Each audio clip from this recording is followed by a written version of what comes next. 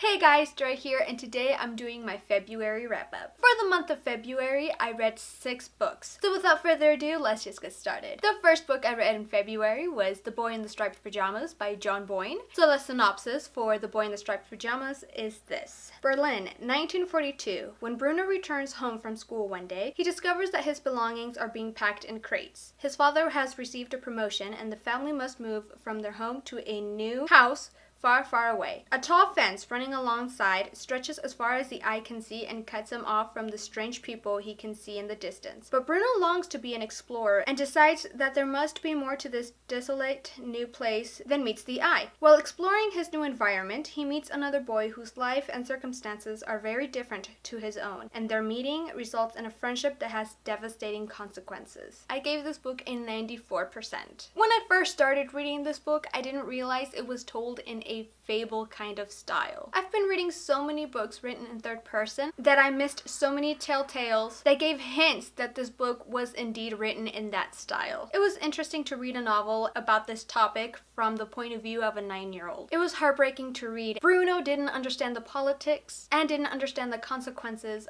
of what he was doing. What really got me as well was that since he is 9 years old, he couldn't pronounce the name of the concentration camp. That was misspelled in the book, and we read it as the way that Bruno pronounces it. I still figured out what concentration camp he was talking about. Bruno was so innocent. He had no idea what was going on in the world. He didn't understand who the people on the other side of the fence were, and he had this mentality that there were so many kids on the other side that he could play with. There was this one scene where my heart started to beat really fast and my stomach just dropped and my eyes started tearing up because Bruno was such an innocent character and he didn't understand what was going on in the world around him. It was definitely interesting but a little bit difficult reading the story from a point of view of a 9-year-old. I for one found it difficult because it was really easy to imagine an actual 9-year-old boy during that time, blonde and blue eyes, being considered the supreme race and having this innocent mentality of there's another little kid I want to play with, and then having other people tell these little kids that people who had brown hair, brown eyes, and a long nose were considered the inferior race, and as such they shouldn't interact with them. So it was really heartbreaking in that aspect for me, having to read it from the point of view of a 9-year-old. All in all, I liked the story, but I didn't necessarily like the way it was written. I didn't really like that it was written in a fable style. The next book I read in February was Throne of Glass by Sarah J. Maas. Throne of Glass is about a young assassin named Selena Sardarthian, who is recruited by the prince of the kingdom she is in to participate in a competition to become the king's champion. But it is not all as easy as she thought it would be, since not only is the competition fierce, but there's also something out there killing off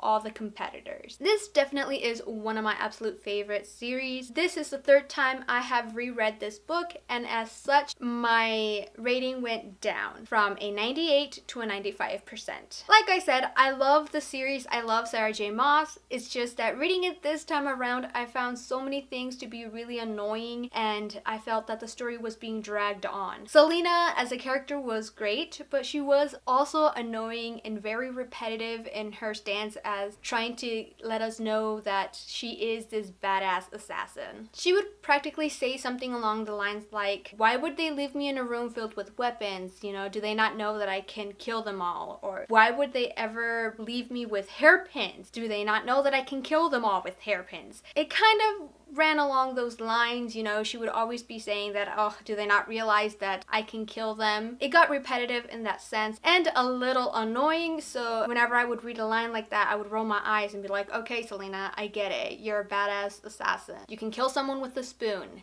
Let it go. As I said, the story did seem to drag on in some points, and mostly because I found some scenes to be really boring. I mean, those scenes were there for a reason to set up future plot lines and future storylines, but it still made the story drag on a little bit. My ship hasn't changed at all. I still want Kale and Selena. Other than that, I still love the series. I still love these characters. It's just this first book was a little annoying. I'm currently rereading the series as part of Rebecca from Becca and the Books read along for the final book in the series that will come out this year. If you want to know more about the read along, I'll leave Becca's information down in the description box below and the announcement video up here. Another reread-a-thon that I'm doing is the Shadowhunter Chronicles read along. Emma over at Emma Books has created this read along to get us once again ready for the final installment in the Dark Artifices series. The last book comes out in December, and so I decided to participate. And for the month of February, we finished off City of Ashes. I'm sure you all know about the Shadowhunters. The first book is City of Bones, and we follow our main character Clary, whose mom has gone missing, and in her search to finding her, she finds out that her mom has kept a lot of secrets, and one of them is that she's a Shadowhunter. And so this is the second installment, which is A City of Ashes, of course. And there's not a lot I can say about it because then that would be spoiling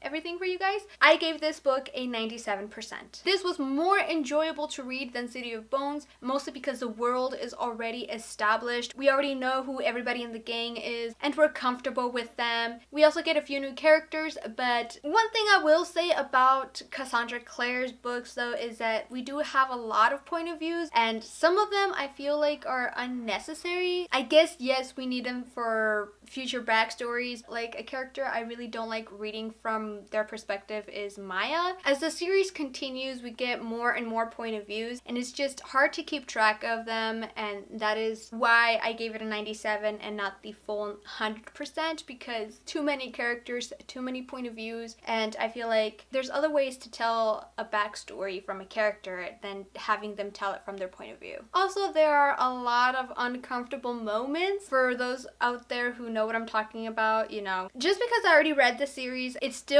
gets me because the characters believe it, and so when they do stuff that becomes awkward and uncomfortable, I'm like, oh, I don't want to read this. Why would she do something like that? Like, why would Cassandra do this to us? Why would she make us read something so very uncomfortable? That's why it also got a few percentages knocked down. The next book I read was actually a graphic novel. I read Saga Volume 8, and after reading Volume 7, I was devastated with that ending. I was in tears. I didn't want it to be true, and when I got to Volume 8 and it ended up being true, it broke my heart. I gave this book a 98%. This book is just so diverse with their characters, and I love it. Anything you can think of is included in this book. Not only was this volume really diverse, but it was also very positive. We also dealt with a lot of heavy issues, and it gave a really positive insight into women's rights. Not only that, but it also gave us female empowerment. I really enjoyed this volume, and I cannot wait for the next volume. The next book I read was Queen of the Tearling by Erica Johnson, I think? Johansson? I don't know how to pronounce that last name, I'm sorry. Either way, I gave this book an 83%. This book is about a girl named Kelsey, and on her 19th birthday, she is taken to her kingdom. But there are several parties in the story that want her dead, so while on her journey back to her kingdom, she finds out that 1, her kingdom is in shambles, and 2, she has to figure out a way to save her kingdom from corruption. Let me just start off by saying that I have no idea what I read. I would read a couple chapters and then I would easily forget what had happened. But not understanding what I read, I still wanted more, which is why I continued reading the book. The world building was confusing and the story itself was good.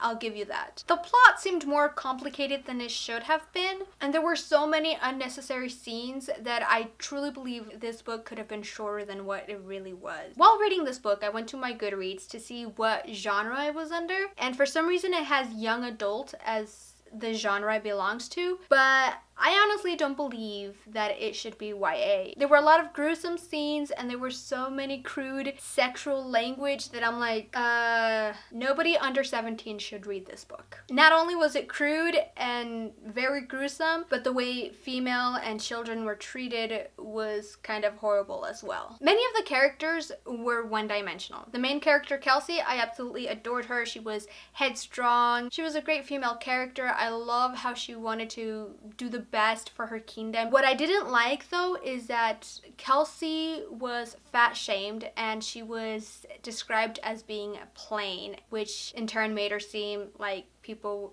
were calling her ugly. Another character I loved was Lazarus. I want him as my guard. If I would have had Lazarus, I would have made him talk a long time ago. And yes, like I said, I was a little confused with the story and I felt like it dragged on, but there were some really great points to it, and romance not being the main topic was one of them. I absolutely adored that there was little to none romance. Like, yes, we do see Kelsey flirt with a character, and towards the end we see a character that's starting to have feelings for Kelsey, but those feelings didn't overshadow the main points of the story. The last book I read for the month of February was Daughter of the Pirate King by Trisha Levenseller. This book is about 17-year-old Alosa, and she is daughter of the Pirate King. The story starts by Alosa being kidnapped by other pirates, but as the first chapter ends, we find out that that was her plan. Her plan was to be kidnapped because she is on a mission from her father to find 1/3 of a map that will tell them where this island of treasure chest is at. I hope I said that right. Either way, I was pleasantly surprised as to how much I really enjoyed this book. I gave it a 97%.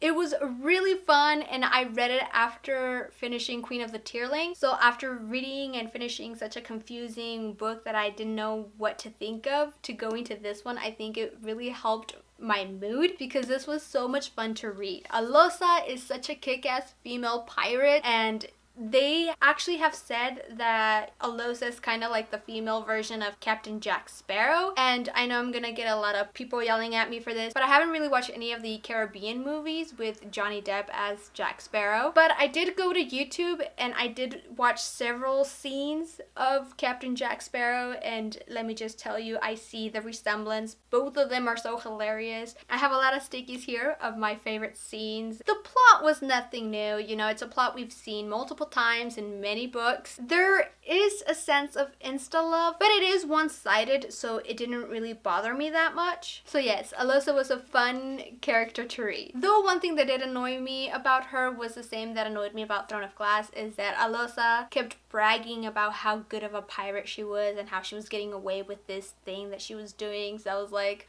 okay, yeah, whatever. But like I said, it didn't really bother me that much because it was such a fun read. And I also found myself a new book boyfriend called Raiden. Oh, my love. Raiden was such an amazing male character. He was so caring, he was mindful, he was careful. He's so funny, he's so beautiful, and I couldn't help but read his lines in a Scottish accent. James McAvoy! Whoa!